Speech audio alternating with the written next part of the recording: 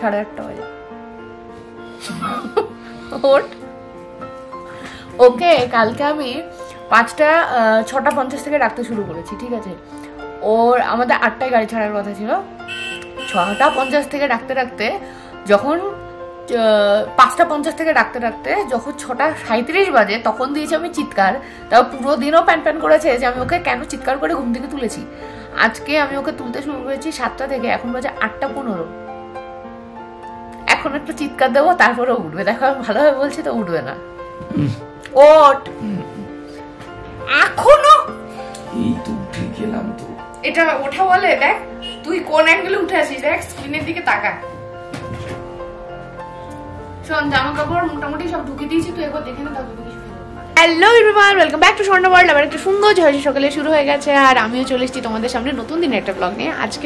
এখন আমরা আছি সিকিম ট্যুরে, আর আজকে আমাদের সিকিমের second morning and third day. তো আজকে আমরা যাচ্ছি লাচুং।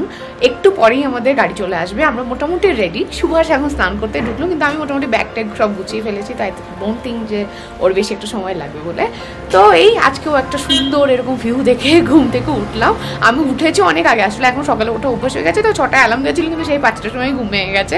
তো ভাবলাম যে অ্যাপেলের ল্যাপটপটা মানে এত কষ্ট করে টেনে নিয়ে আসলাম ওয়েট সহ দিয়ে, ভাবলাম পুরোই বেকার যাবে। একটা ব্লগ তো আমি মোটামুটি কমপ্লিট করে ফেলেছিলাম সেদিন ট্রেনে বসেই, কিন্তু ওটার কিছু কিছু জায়গায় ভয়েস ওভার দেওয়া ছিল আর লেন্থটা একটু কম করার ছিল। তো এখন সকালে বসে সেই কাজটা করলাম। তো ফাইনালি আমার একটা ব্লগ কমপ্লিট। আমি র ফাইলস ডিলিট করে দিয়েছি, তো ল্যাপটপে একটু জায়গা হয়ে গেছে নতুন ফাইল কপি করার জন্য। তো এই আর কি, সকাল থেকে অনেক কাজকর্ম করে ফেলেছি, একটু যোগাও করেছি হালকা পাতলা। আর আজকে হচ্ছে শিল্পা দেবানন্দের অ্যানিভার্সারি। তো এই একটু পরেই বেরোবো। চলো শুরু করা যাক আজকের দিনটা, দেখা যাক আজকের দিনটা কেমন কাটে। চলো বাই বাই রুম। এবার কেস হচ্ছে দিনের শুরুটা ঠিকঠাক হলেও বাকি দিনটা কিন্তু অতটাও ঠিকঠাক যায়নি। এর আগের দিন রাতে হোটেল থেকে আমাদেরকে বলা হয়েছিল আপনারা যদি চান তাহলে লাগেজ কম করতে পারেন, আমাদের এখানে লাগেজ রেখে গেলে আমরা লকারে রেখে দেবো। আমি আর শিল্পা ভাবে এত কষ্ট করে আবার ব্যাগ আলাদা করার কি দরকার, থাক যা আছে তাই নিয়ে যাই। এবার সকালবেলা যখন লাগেজ নিয়ে নেমেছি তখন ম্যানেজার আমাদেরকে বলেন যে রাস্তা ভালো না, আপনারা সব লাগেজ নিয়ে যাচ্ছেন, গাড়ি কিন্তু একদম খাড়া উপরের দিকে ওঠে, গাড়ি উঠতে সমস্যা হবে। এবার আমরা বললাম আপনারা তো আগের থেকে সেটা বলেননি, এটা বললে না হয় আমরা আলাদাই করে নিতাম লাগেজ। তো আমরা সমস্ত লাগেজ নিয়ে ট্যাক্সি স্ট্যান্ড চলে যাই। আর পৌঁছানোর পর যখন ড্রাইভারকে ফোন করছিলাম, সে এত ফোনে ব্যস্ত ছিল, প্রথমত সে ফোন ধরছিলই না। তো ওখানে আমাদের গাড়ি পেতে প্রায় 15-20 মিনিট লেট হয়ে যায়। আর তারপর যখন ড্রাইভারের কাছে আমরা ফাইনালি পৌঁছই, আমাদের লাগেজ থেকে ড্রাইভারের হয়ে যায় মাথা খারাপ। লিটারালি আমাদের সাথে চিৎকার করতে শুরু করে, মিসবিহেভ করতে শুরু করে। আর প্রথমে কিছুক্ষণ সুভাষ চাইছিল ম্যানেজ করতে ব্যাপারটা, কন্ট্রোল। তারপর সুভাষেরও মাথা গরম হয়ে যায়। তারপর রীতিমতন আমাদের সাথে ড্রাইভারের ঝামেলা হয়ে যায়। তো ড্রাইভার আমাদেরকে বলে দেয় যে সে আমাদেরকে নিয়ে যাবে না। আমরাও ড্রাইভারকে বলে দিই যে আমরা তার গাড়িতে যাব না। তারপর সেখানে হোটেলের ম্যানেজার চলে আসে। আমরা ম্যানেজারকে বলি আমাদেরকে অন্য গাড়ি দিন, আমরা এই ড্রাইভারের সাথে তো যাব না।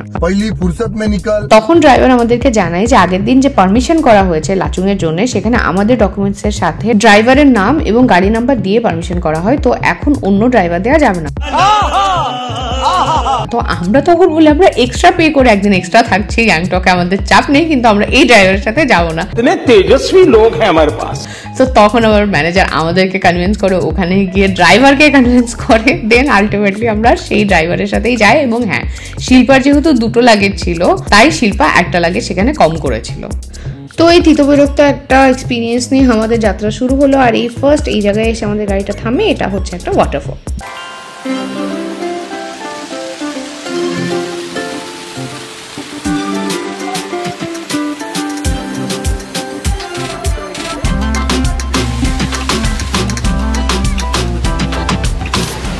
এটা হচ্ছে আজকে ফার্স্ট ভিউ পয়েন্ট। এখানে এই ঝর্ণাটার কাছে গাড়িটা দাঁড়ালো। তো এই দেখছি ভালোই লাগছে। নিচে অনেকটা ভিড় আছে, এখন অব্দি নিচে যাইনি, ভিড়টা একটু ফাঁকা হলে তখন নিচে।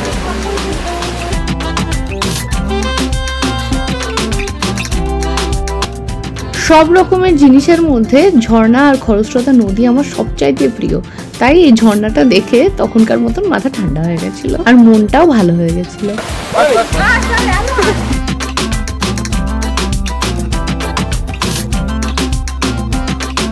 ঝর্ণা থেকে বেরিয়েই আমরা একটা দোকানে ঢুকি ব্রেকফাস্ট করার জন্য। সেই দোকানটা ভর্তি ছিল খুব সুন্দর সুন্দর ফুল এবং গাছে, কিন্তু ছিল ভীষণ slow.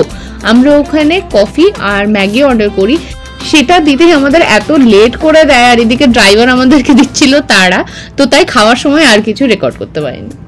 Let's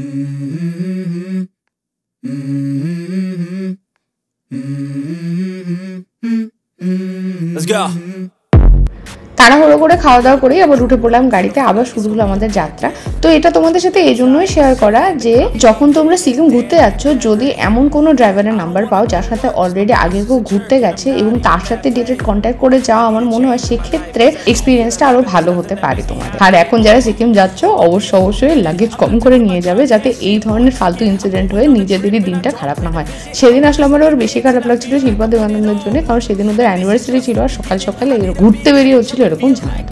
I need a big swing, home runs I'm hitting and I'll never look back, moving on till I get it all. Lachung এর রাস্তা কিন্তু এখন সত্যিই খারাপ। অলরেডি ক্যামেরার জার্কিং দেখে আই থিঙ্ক তোমরা বুঝতেই পারছো যে কতটা ভাঙা রাস্তাটা।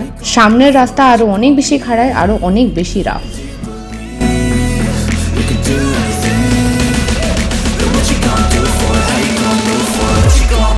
লাচুং এর রাস্তা কিন্তু প্রচন্ড লেন্দি, টোটাল 3টে পাহাড় ক্রস করতে হয়। প্রথমে যে পাহাড়টায় আছো সেটার একদম উপরে উঠে নিচে নেমে নদী ক্রস করবে, সেকেন্ড পাহাড়টাতেও সেম কাজ করবে, থার্ড পাহাড়ে যখন পৌঁছবে তারপর গিয়ে পৌঁছবে তোমার ডেস্টিনেশন লাচুং এ। উপর থেকে রাস্তাও প্রচন্ড খারাপ, তাই এখন লাচুং এর জার্নিটা কিন্তু ভীষণ টাফ। প্রচন্ড রকম ফিটনেস চাই এখন লাচুং ঘোরার জন্য। And this is my game to play, to claim a brand new name. করছিল ওখানে আবার এখানে কি চাই না, আমি দরজা খুলেই দেখছি দাঁড়িয়ে আছে ওইখানটায় ঢুকেছিল।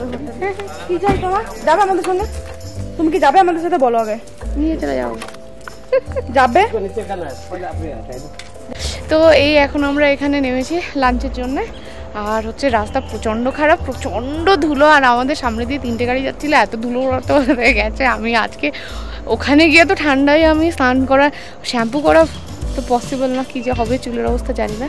এই যে চারিদিকটা,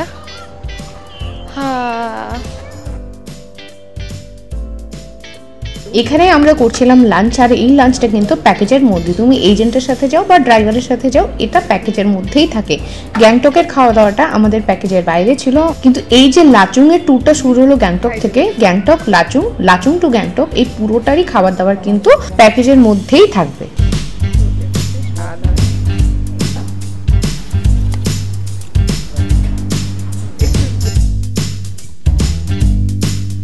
খাওয়া দাওয়া করে বেরোলাম, ঠিকঠাক ছিল খাবার। হ্যাঁ, আমাদেরকে বললো নিতে জলের বোতল, ওখানে ওয়ান টাইম ইউজ জলের বোতল অ্যালাউড নয়। তো সেই কারণে অন্য মানে প্লাস্টিকে আমরা বাড়িতে যেমন জলের বোতল খাই ওরকম জলের বোতল নিতে। তো আমরা আপাতত এখন এখান থেকে নিয়ে নিই। আর মনে আছে আমার আগের বার যখন এসেছিলাম একটা পয়েন্টের আগে ড্রাইভার জিজ্ঞেস করছিল যা জলের বোতল আছে সব খুঁজে টুজে ফেলে দিয়েছিল, ওখানে ডাস্টবিন টাইপেরও রাখা থাকে ফেলার জন্য। তো এই আর কি,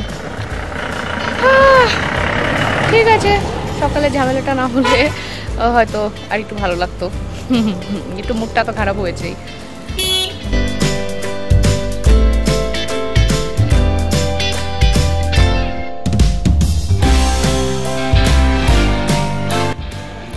ওই কি অবস্থা?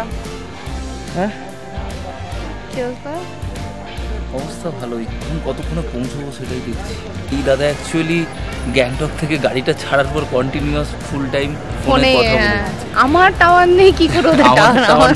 যাই হোক, সেটা নিয়ে আমার আর দেবানন্দের খুব সমস্যা। মানে রাস্তায় এবারে এত খারাপ, আগের বার যখন এসেছিলাম রাস্তা অনেকটাই ভালো ছিল, এবারে অ্যাকচুয়ালি পুরো রাস্তাটাই খারাপ। সেই জায়গায় মানে কথা টথা বলতে তো একটু ভয় টয় লাগে আর কি।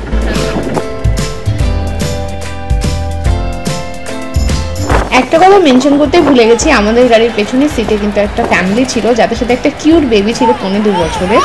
তো পারমিশন ছাড়াই তো হঠাৎ করে কাউকে তোলা যায় না, তাই প্রথম যারা আসে আশেপাশে তাদেরকে শ্যুট করতে শুরু করে দিই না। আস্তে আস্তে যখন বুঝি তারাও ক্যামেরার সাথে কমফোর্টেবল তখনই তাদেরকে ক্যাপচার করি। তো বেবিটার সাথে কিছুক্ষণ পরে তোমাদের দেখা হবে। ওইটা একটা মুরগি বাচ্চা, ওইটা মুরগি বাচ্চা, ওইটা মুরগি বাচ্চা। I feel nauseous, believe me. Never had a lot of shit come easy. Had to work hard, struggle just to be me.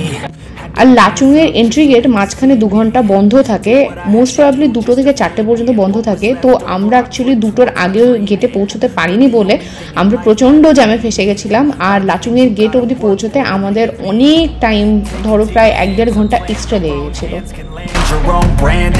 সুভাষের হাতে যেটা দেখছো সেটা অক্সিজেন স্প্রে, আমরাও একটা ফাইনালি কিনে নিলাম, দাম পড়েছিল 600 টাকা। hours it takes to get some power. Don't be f***ing sour, take a cold shower. Scream until you're louder, work until you're prouder. And f*** all the doubters, they're just your downers. I swear to God they all let me down. I always fought just to wear the crown. I'm f***ed off at these f***ing clowns who were all taught they deserve an ounce. It's only worth it if you work for it. It's only worth it if you work for it. I won't stop till they hear me now. I won't stop till I wear the crown.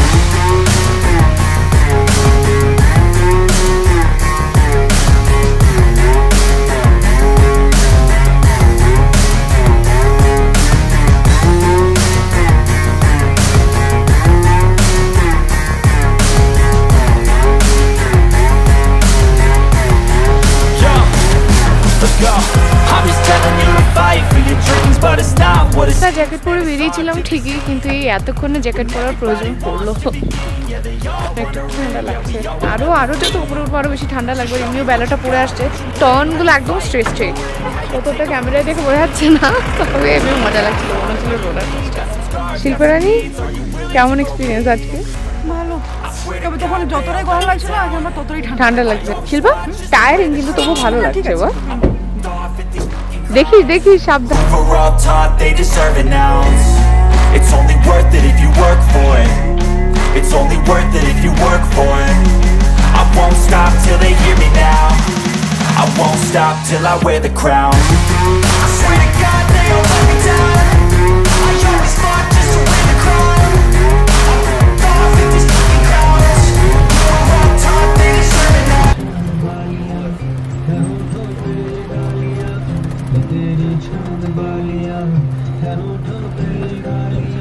তো এই যে লাচুং পৌঁছতে রাত্রির হয়ে গেল। আমাদের driver দাদার একটা ভালো গুণ ছিল, সেটা হচ্ছে সে কিন্তু এই পাহাড়ি রাস্তাতেও প্রচুর গাড়িকে ওভারটেক করেছে, এবং ওভারটেক করার সময় বা অপোজিট থেকে গাড়ি আসার সময় কিন্তু খুব দেখে শুনেই চালাচ্ছিল। তার ড্রাইভিং স্কিল ছিল যথেষ্ট ভালো, যদিও বলাই বাহুল্য পাহাড়ের মোটামুটি সব ড্রাইভারদেরই ড্রাইভিং স্কিল ভীষণ ভালো হয়, আর সবাই ভীষণ দেখে শুনেই চালায়। পথে পরের দিনে 0 পয়েন্ট ভিজিটের জন্য পারমিশন করিয়ে নিয়েছিল, এবং গাড়ির প্রত্যেকেই আমরা রাজি হয়েছিলাম 0 পয়েন্টে যাওয়ার জন্য।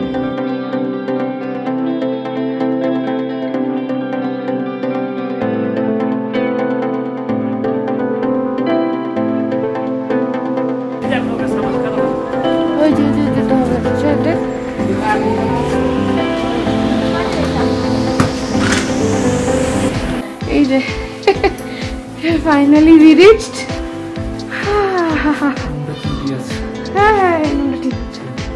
এটা শিল্পা দেওয়ানন্দের রুম তো।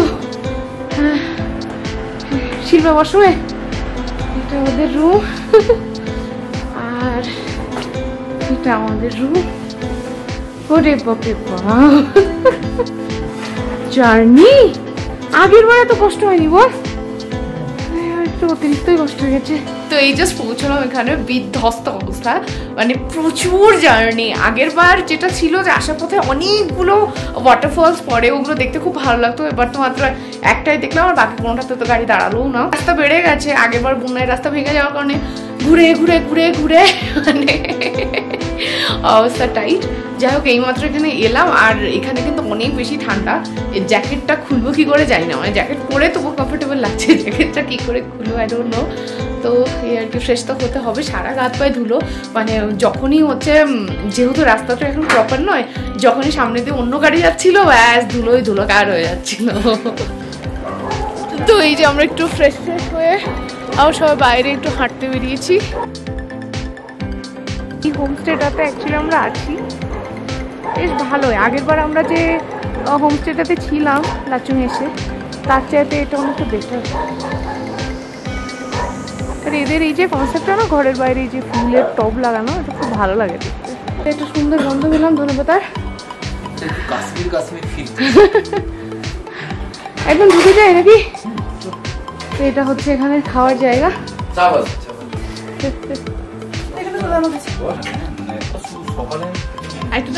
না বাস এখন সকালে, হ্যাঁ 4টা। ডিনারে ছিল ভাত, ডাল, বাঁধাকপির তরকারি, মাছের ঝোল, আচার, পেঁয়াজ। মাছের ঝোলটা ধনেপাতা দিয়ে বেশ ভালো বানিয়েছিল।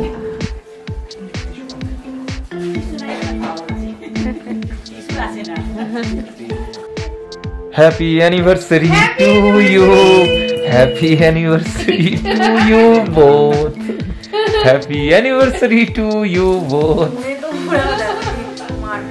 Happy anniversary, Devanand and Silva. May God bless you both. আনন্দে থাকো।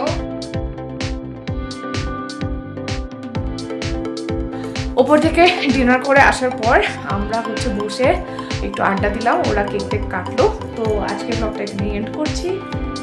শুয়ে পড়েছে, তো আজকের ব্লগটা এখানে এন্ড করছি। ভালো প্লিজ একটা লাইক করে দিও। সবাই সুস্থ থেকো, ভালো থেকো, সাবধানে থেকো, স্বর্ণা ওয়ার্ল্ডের সাথে থেকো। যারা এখনো সাবস্ক্রাইব করনি প্লিজ সাবস্ক্রাইব করে দিও। টাটা।